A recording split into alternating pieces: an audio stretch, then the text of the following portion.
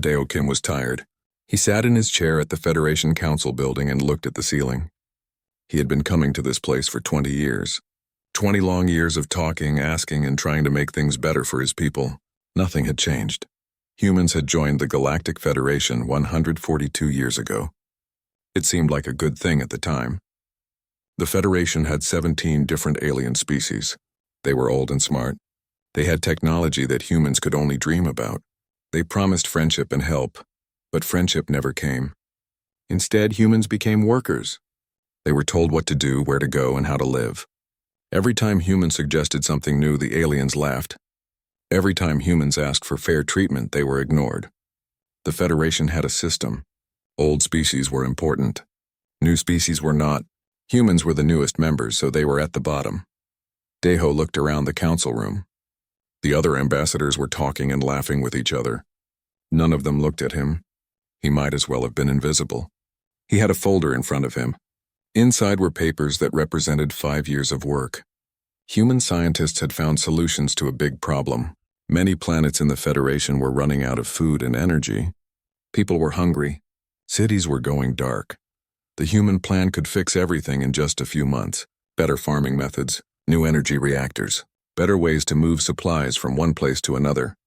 It was all there, ready to use. Deho had presented it yesterday. He thought maybe, just maybe, this time would be different. He was wrong.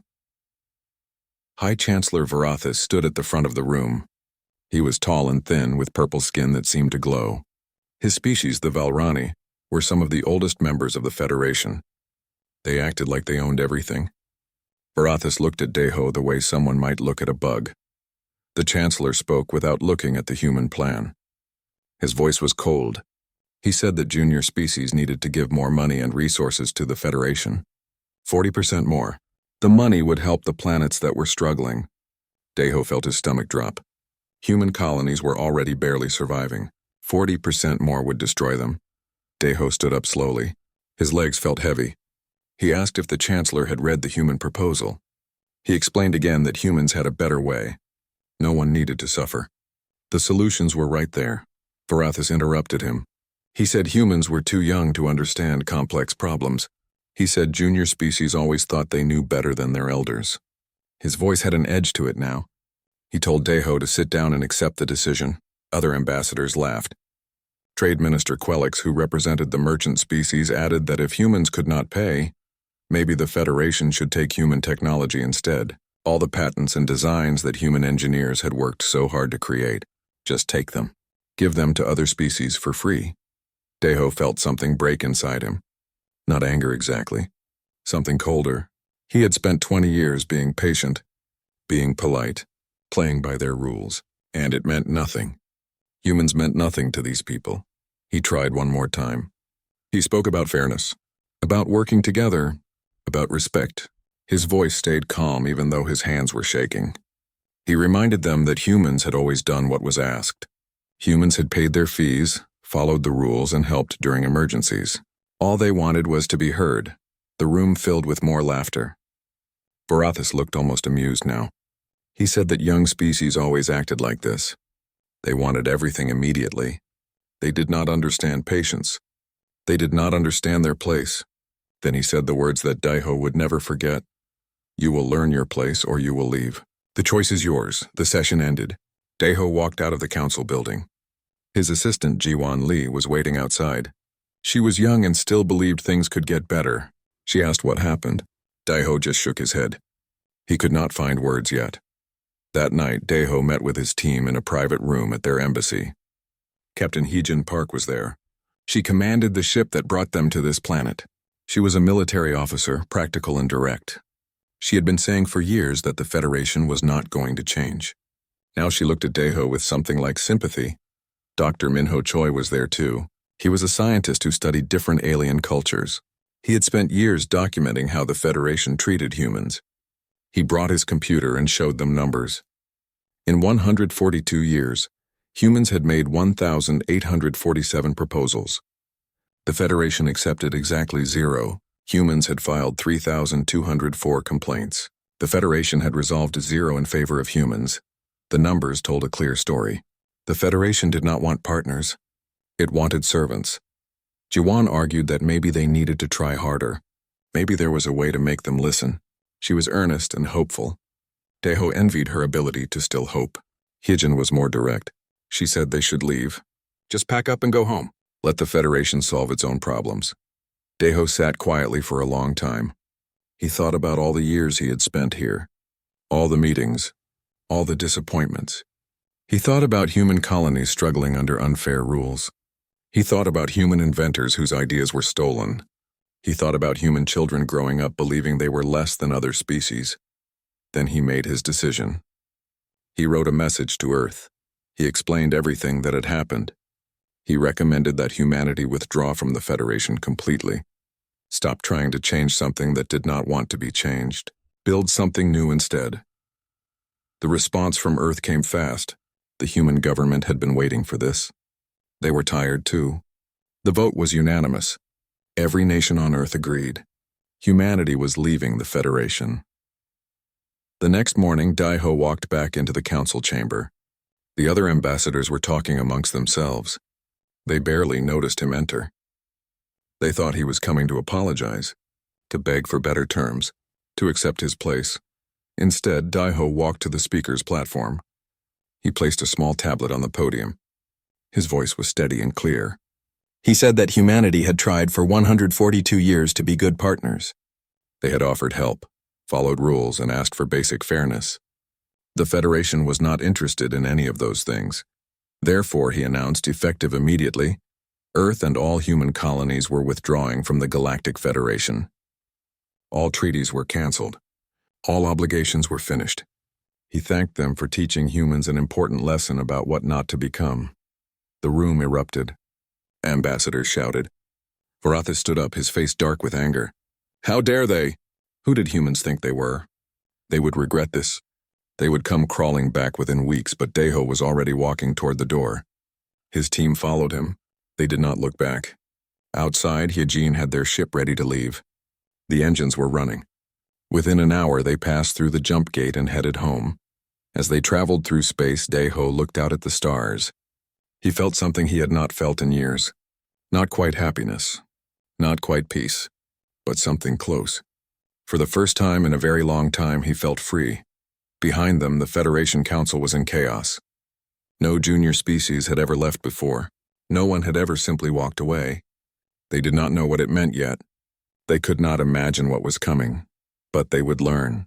The galaxy was about to change, and it started with one tired ambassador who finally said enough. High Chancellor Varathis was angry. He paced back and forth in his private office. The walls were covered with screens showing news from across the galaxy. Every screen was talking about the same thing. Humans had left. Humans had actually left. He could not believe it. In 3,000 years of Federation history, no species had ever walked away. Junior species complained sometimes. They asked for changes, but they always stayed. They needed the Federation. Without it, they would fail. Everyone knew that. Varathis called an emergency meeting of the Senior Council. The important ambassadors gathered in a secure room. Trade Minister Quelix arrived looking worried. He had been tracking human activities. The numbers concerned him. But Varathis dismissed his concerns with a wave of his hand. Varathis told the council that humans would be back within a month. Maybe two. They depended on Federation trade routes. They used Federation technology. They relied on Federation protection. Without these things, human civilization would collapse. They would come begging to be let back in. And when they did, the terms would be much worse. Quelix suggested they make things harder for humans. An embargo. No Federation member could trade with human worlds. No human ships could enter Federation space. Any species that broke these rules would be punished. The Council agreed. They would strangle humanity economically, force them to return quickly before they got any ideas about actually surviving alone. The embargo was announced across the galaxy. Most species followed the rules. They did not want trouble with the Federation. But some of the smaller independent worlds did not care about Federation rules. They lived on the edges of known space. They made their own decisions. Meanwhile, on Earth, things were moving fast. Daeho returned home as a hero. People celebrated in the streets. Humanity was finally free. But the celebration did not last long. There was too much work to do. Dr. Minho was put in charge of a special team. Their job was to figure out what humans needed that they could not make themselves. The list was shorter than expected. For years, the Federation had made humans pay for licenses to use certain technologies. They said these technologies were too advanced for humans to develop on their own. But when human scientists looked closely, they discovered something interesting. Many of these technologies were based on ideas that humans had already figured out. The Federation had simply prevented humans from using their own knowledge. Now, without those restrictions, human engineers got to work. They started building things they had only dreamed about before. Captain Hyejan was promoted to admiral. She was given command of Earth's entire defense fleet. Her first job was to bring all human ships home from Federation territory. Then she needed to protect the border systems. If the Federation decided to attack, humans needed to be ready. Hyejan knew that human ships were not as advanced as Federation warships, but she also knew something important. In war, the better technology does not always win. Smart tactics and determination could beat fancy weapons. She started training her crews for a kind of fighting that the Federation had never seen before. Ji-won was assigned to a different task. She traveled to the frontier worlds, the independent planets that did not belong to the Federation. Her job was to build friendships, make connections, show these worlds that humans were good people to know. She was young but smart. People liked her. She was good at her job. On her travels, Ji-won discovered something interesting. Many aliens actually liked humans. Not the important ambassadors or government officials. Regular people, workers, farmers, engineers. They remembered when humans had helped them. When a machine broke, humans fixed it. When a harvest failed, humans showed them better methods. When disasters struck, humans volunteered to help clean up. The Federation leadership had never noticed this. They did not pay attention to what regular people thought, but Ji-won noticed. And she realized that humans had more friends than anyone knew. 3 months passed. Quelix watched human activity carefully. He expected to see human colonies struggling. Instead, he saw them growing stronger. Human trade ships were establishing new routes with independent worlds. Human factories were producing more goods than before. Human shipyards were building new vessels at an impressive rate. He brought this information to Varathis. He said they needed to take humans seriously. They were not collapsing. They were adapting. Varathis refused to listen. He said junior species always had a burst of energy when given freedom. But they always failed eventually. They lacked the wisdom and experience to survive alone. Humans would fail too. It was only a matter of time. But quietly, some council members were worried. The Tevrani ambassador mentioned something in a closed meeting. Humans had a reputation. When other species faced impossible problems, they called humans. Humans were the fixers, the problem solvers, the people who never gave up. Maybe, the ambassador suggested, humans were more capable than the Federation had assumed. Meanwhile, the crisis that had started everything was getting worse. The planets that were running out of food and energy were in serious trouble now. The Federation's solution was not working.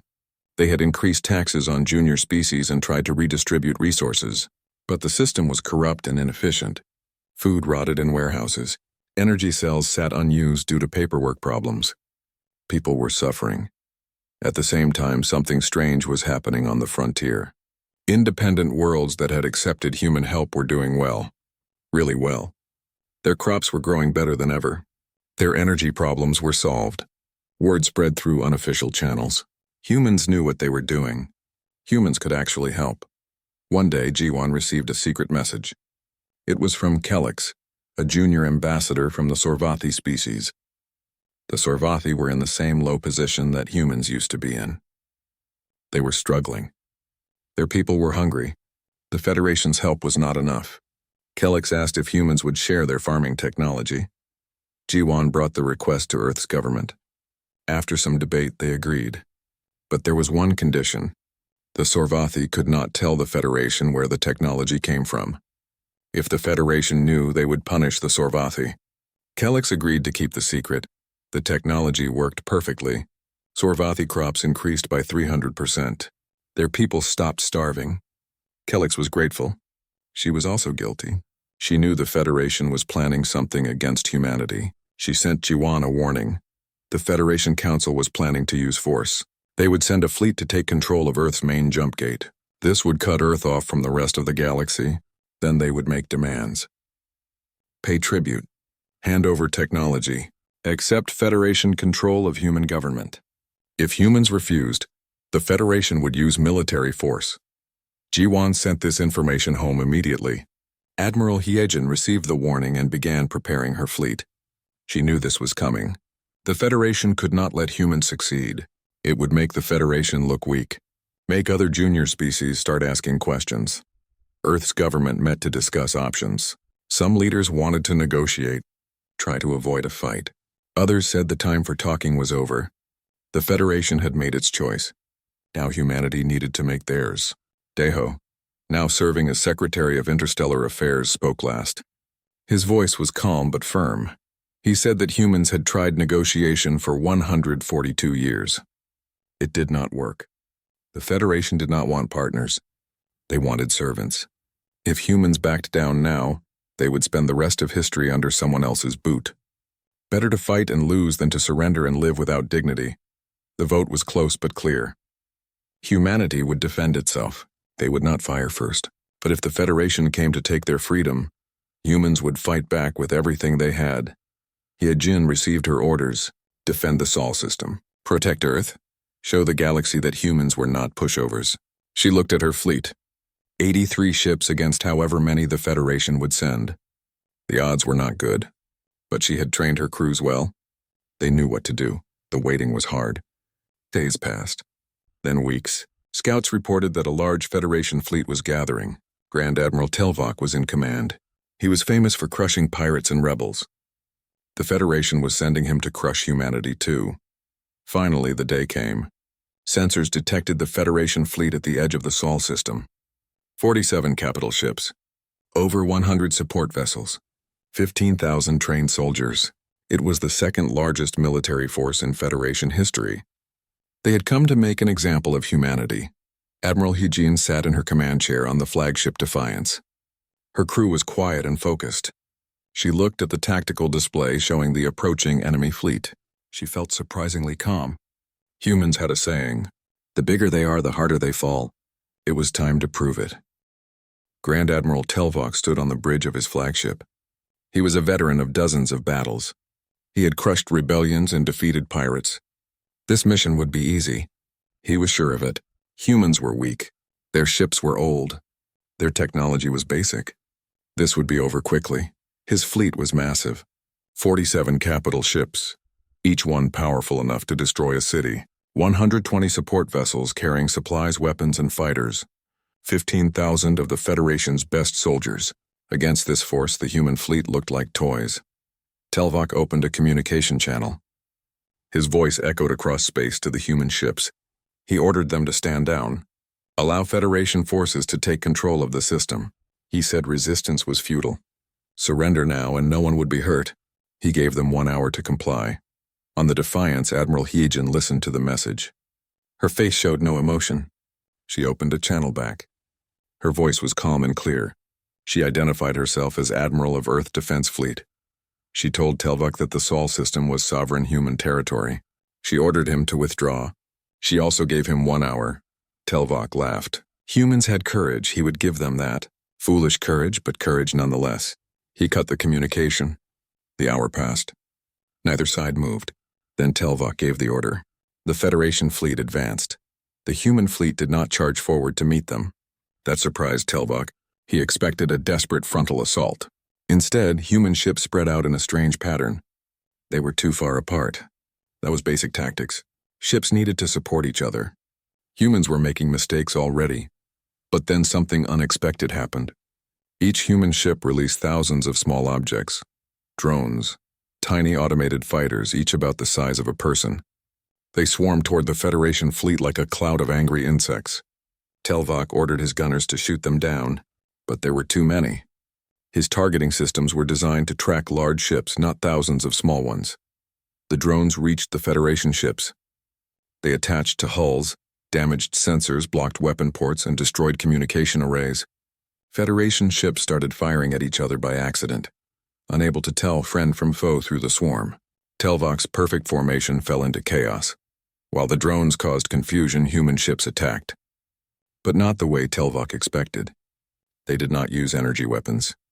Instead, they fired old-fashioned missiles and metal projectiles, kinetic weapons, the kind that Federation shields were not designed to stop.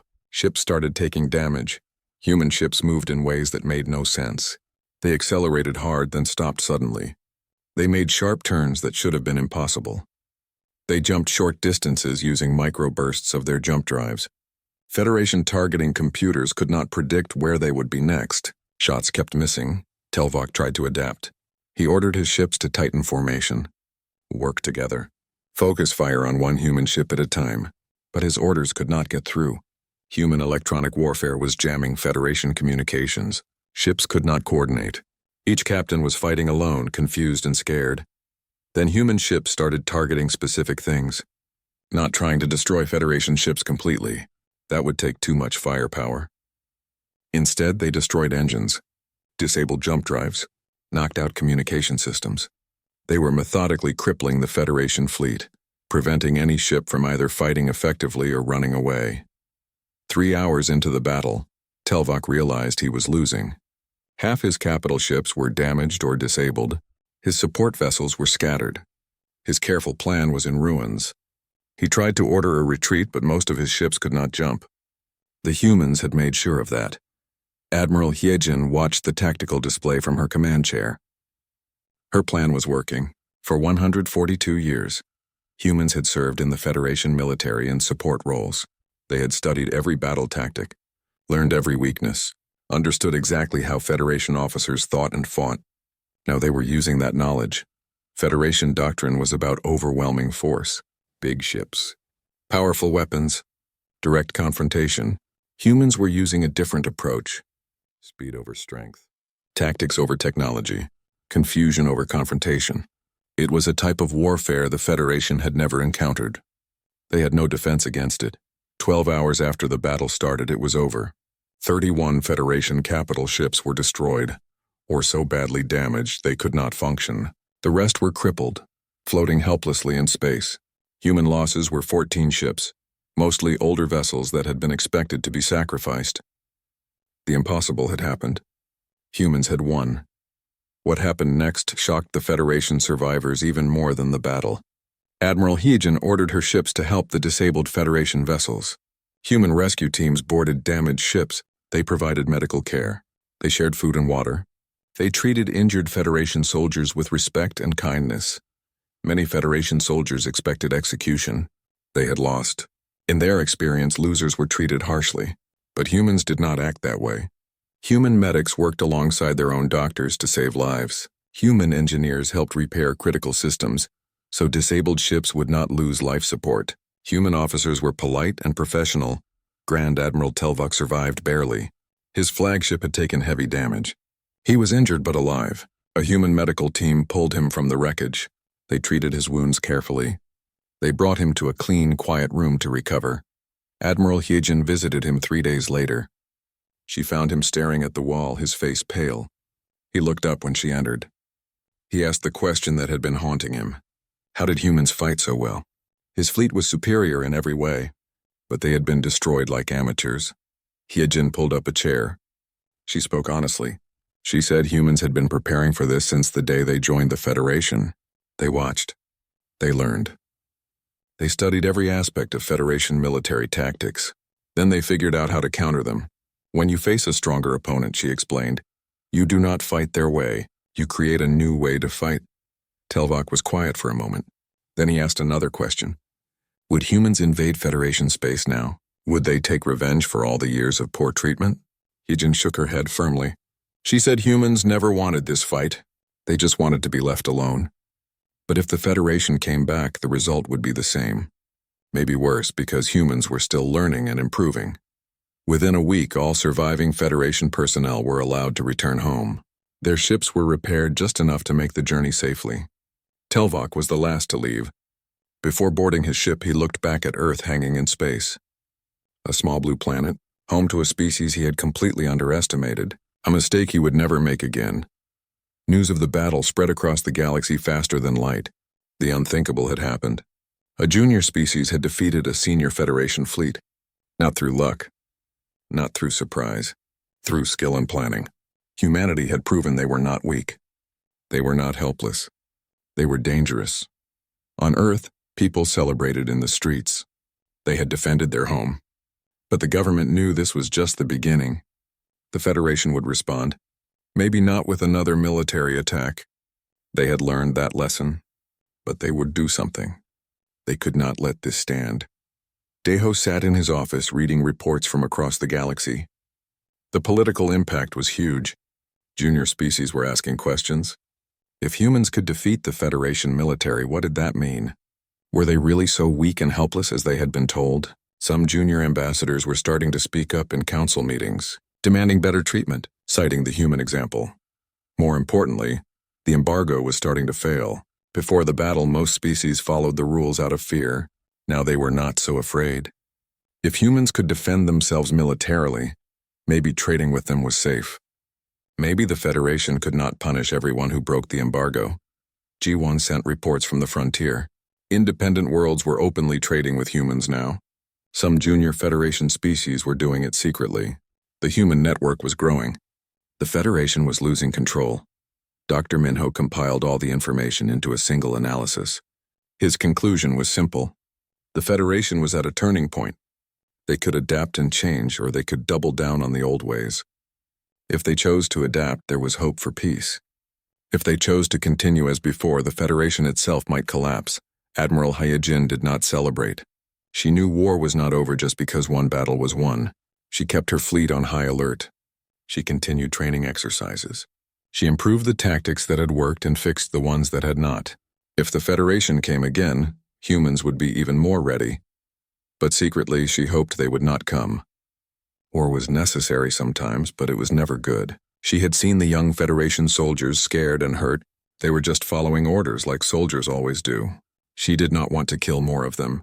She just wanted her people to be free. The galaxy would never be the same. One battle had changed everything. The old certainties were gone.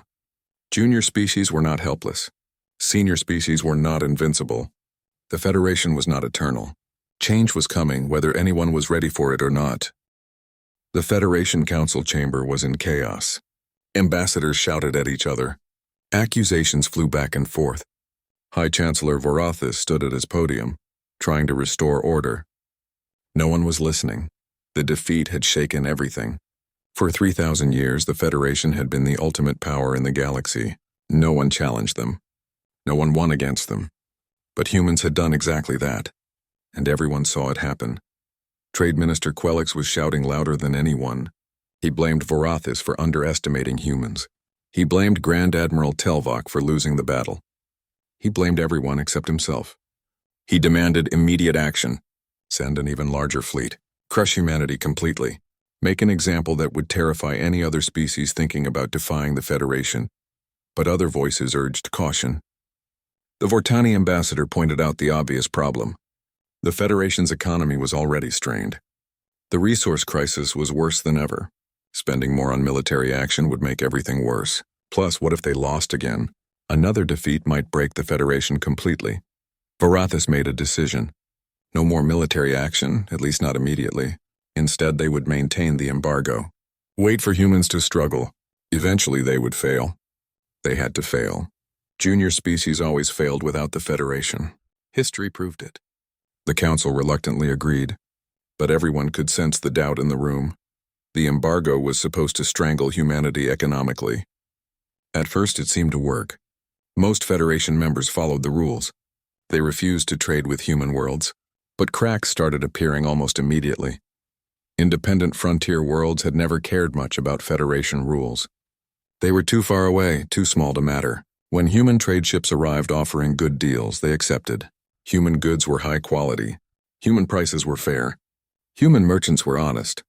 More and more frontier worlds started trading with humans openly. Then something more serious happened.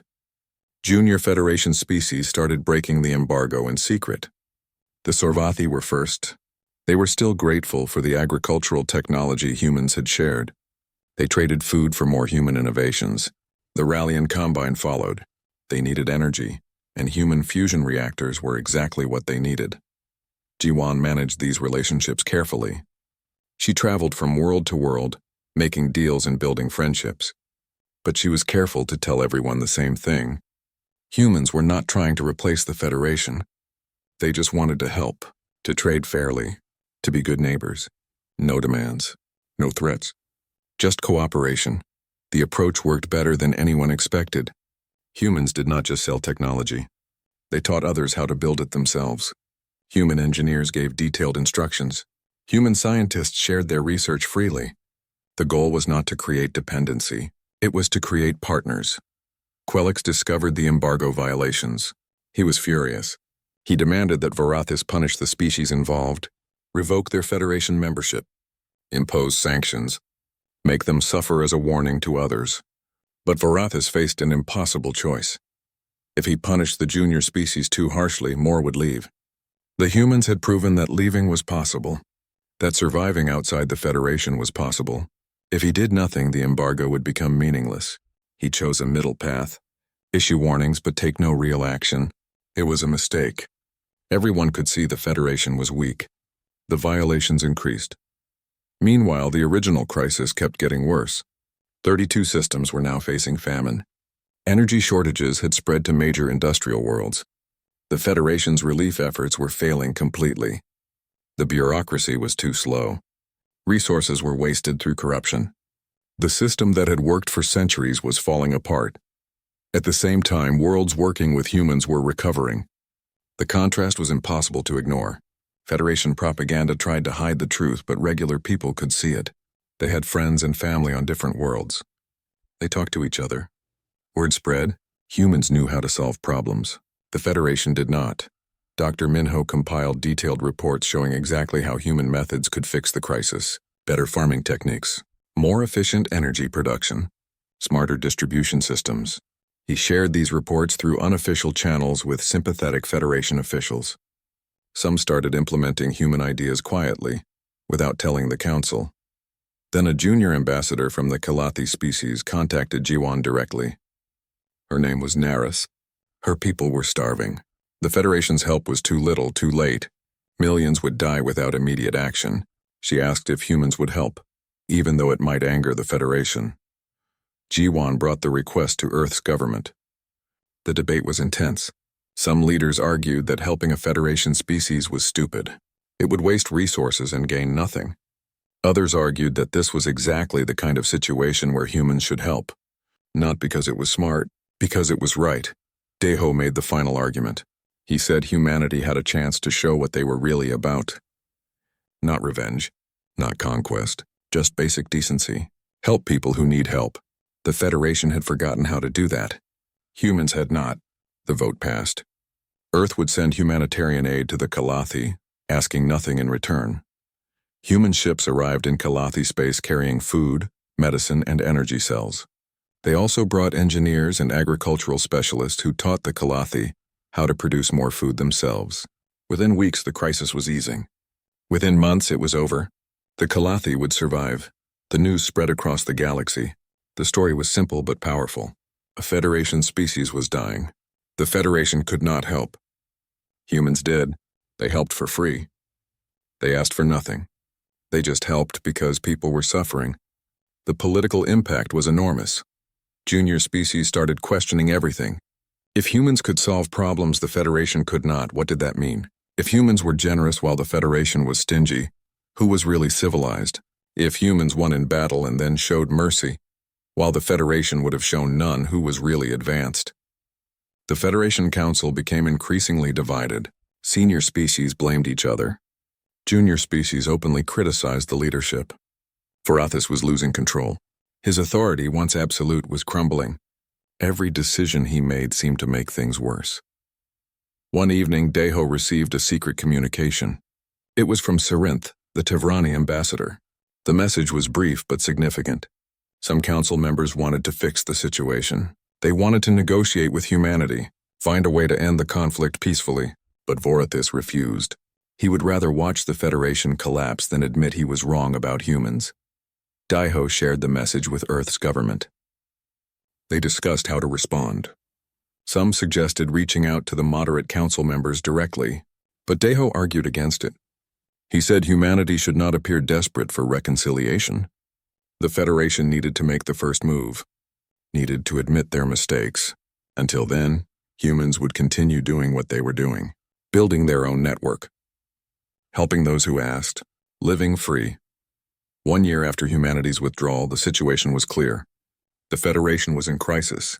Their economy was weak. Their military reputation was damaged. Their political unity was broken. Junior species were losing faith. The old certainties were gone. Meanwhile, humanity was thriving. Not just surviving, but actually doing better than before. Human colonies were growing. Human trade was expanding. Human influence was spreading. Not through force. Not through threats. Through competence and kindness. Admiral Heejin kept the defense fleet ready. Trust was earned slowly, but she was starting to believe that maybe, just maybe, the worst was over. The Federation had learned they could not defeat humanity militarily. Now they were learning they could not defeat humanity economically either. Eventually they would have to accept reality. Humans were not going away. Humans were not subordinate. Humans were equals. Dr. Minho published a paper analyzing the situation. His conclusion was simple but profound. The Federation had made a critical error.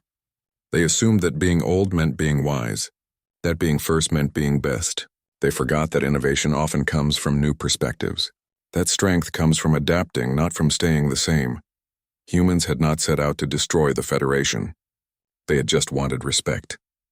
When they did not get it, they left. When the Federation tried to force them back, they defended themselves. When others needed help, they provided it. Simple actions. But those simple actions were breaking an empire that had stood for 3,000 years. The galaxy was changing. Old powers were falling. New possibilities were emerging. And at the center of it all were humans. Not because they wanted to be, but because someone had to stand up and say enough. Someone had to prove that the old ways were not the only ways. Someone had to show that a different kind of civilization was possible. That someone turned out to be humanity, and the galaxy would never be the same. 18 months after humans walked away, the Federation faced its greatest crisis. 7 junior species formally demanded reforms. They submitted a petition to the Council. They wanted equal representation. They wanted the caste system abolished. They wanted fair technology sharing.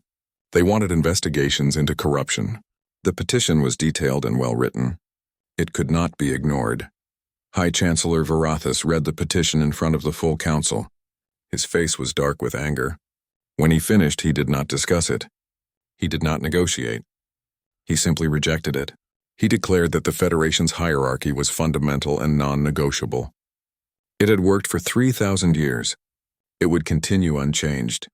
Then he said something that changed everything. He told the 7 species that if they could not accept the Federation as it was, they were free to leave. He thought he was calling their bluff. He thought they needed the Federation too much to actually go. He was wrong. 3 species announced their withdrawal immediately. The Sorvathi, the Rallian Combine, and the Kalathi. They had all been helped by humans. They had seen that life outside the Federation was possible. Within days, 4 more species followed. The exodus was called the Great Separation. The Federation, which had seemed eternal, was breaking apart. The departing species faced immediate problems. They had no coordination, no trade agreements with each other, no mutual defense pacts. The Federation, despite its problems, still had military power. It could retaliate against them. They were vulnerable and they knew it. Ji-won saw the opportunity. She had been building relationships with these species for over a year. She knew their leaders. She understood their concerns. She proposed a solution, form a new organization. Not like the Federation, something different, something equal. She presented the idea to Earth's government and to the leaders of the departing species at the same time. The response was positive but cautious. They had all been burned by the Federation. They were nervous about any new organization. What if it became just another hierarchy? What if humans tried to dominate them the way the Federation had? Daeho agreed to chair a founding summit. Despite his age and exhaustion, he believed this was important. They met on a neutral station in the frontier. Representatives from 8 species gathered around a table. For 3 weeks, they argued, debated, and discussed. Slowly, they built something new. The independent coalition had a simple structure. No permanent leaders. All major decisions required majority approval. Every member contributed according to their ability. Every member shared equally in the benefits. Most importantly, no species had authority over any other. They were truly equal. Humanity insisted on one thing. When the founding document was written, species were listed alphabetically, not by importance, not by age, not by contribution, alphabetically. It was a small gesture, but it meant everything. This was not a human empire. It was a genuine partnership. The coalition was formally established with 8 founding members. News spread across the galaxy. The reaction was mixed. Some saw it as a dangerous rebellion. Others saw it as hope. Many junior species still in the Federation looked at the coalition with longing. Maybe they could have that too. Maybe they did not have to stay in a system that did not respect them. In the Federation, Vorithus faced the consequences of his arrogance. The Council was furious. They had just lost 7 species. The Federation was weaker than it had been in centuries.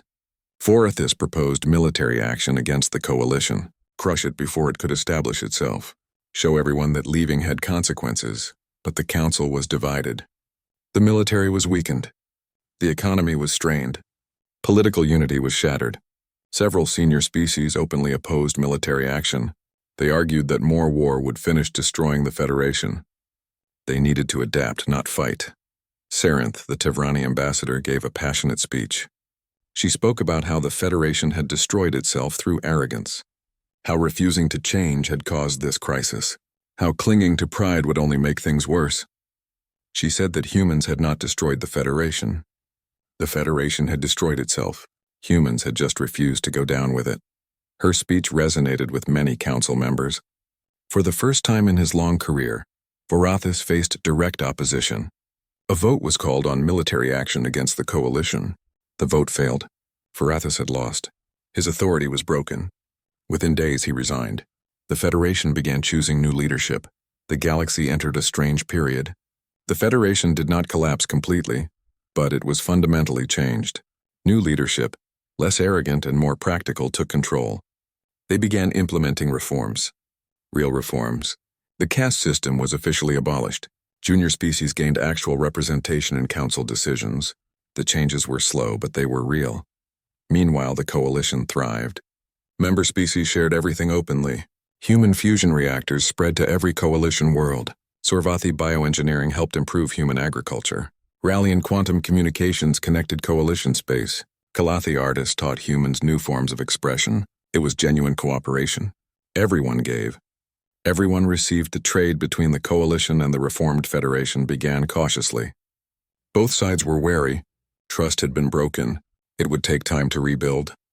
But practical necessity forced them to work together. The resource crisis was finally easing, not through tribute or military force, through collaboration, through shared solutions, through treating each other as equals. Admiral Heejin oversaw coalition defense. She maintained vigilance.